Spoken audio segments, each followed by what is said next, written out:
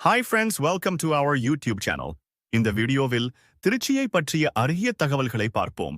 பல திருச்சி மலைக்கோட்டை பல போர்களை சந்தித்திருக்கிறது. திருச்சி நகரத்தின் வரலாற்று தலமாகவும் அடையாளச் சின்னமாகவும் விளங்கும் ஒரு முக்கிய இடமாகும்.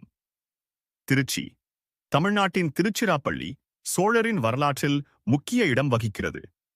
ஆரம்ப காலங்களில் உறையூர் எனும் பகுதி சோழர்களின் தலைநகரமாக இருந்தது. பல்லவர் ஆட்சிக் காலத்தின் பின்னர் சோழர்கள் திருச்சியை ஆட்சி செய்து இங்கு பல புகழ்பெற்ற கோயில்கள் மற்றும் கட்டிடக்கலை அம்சங்களை உருவாக்கினர். சோழரின் கலாச்சாரம் மற்றும் பாரம்பரியத்தால் திருச்சி இன்றும் வரலாற்றின் ஒளிர்ந்த நினைவுகளை எடுத்து வருகிறது. இக்கோட்டை நாயக்கர்களுக்கும் பிஜாப்பூர், கர்நாடகம், குரும்பர், மராத்திய ஆகிய அரசுகளுக்கும் இடையே இடம்பெற்ற பல போர்களை கண்டுள்ளது. இந்தியாவில் பிரித்தானிய பேரரசு காலூன்றுவதற்கு அடிப்படையாக அமைந்த கர்நாடக போர்களில் இக்கோட்டை முக்கிய பங்கு வகித்துள்ளது. 273 அடி உயரமுள்ள இந்த மலைப்பாறையில் கட்டப்பட்ட கோட்டை பல்லவர், சோழர், நாயக்கர் மற்றும் ஆங்கிலேயர்கள் போன்ற பலரின் ஆட்சிக் காலங்களில் இராணுவத் தளமாகவும் களமாகவும் பயன்படுத்தப்பட்டது.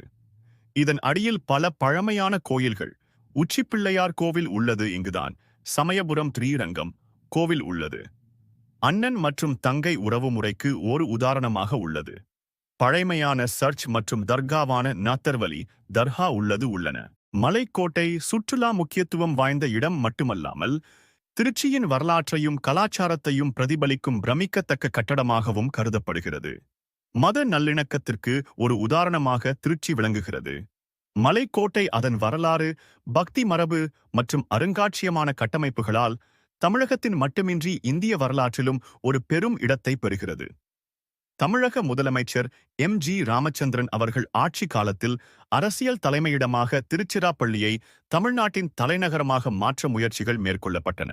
ஆனால் அவரது மறைவிற்கு பிறகு அத்திட்டம் நிறைவேற்ற முடியவில்லை. ஆனால் இன்றளவும் திருச்சியை தமிழ்நாட்டின் 2வது தலைநகராக்க தகுதியுடைய நகரமாக மாற்ற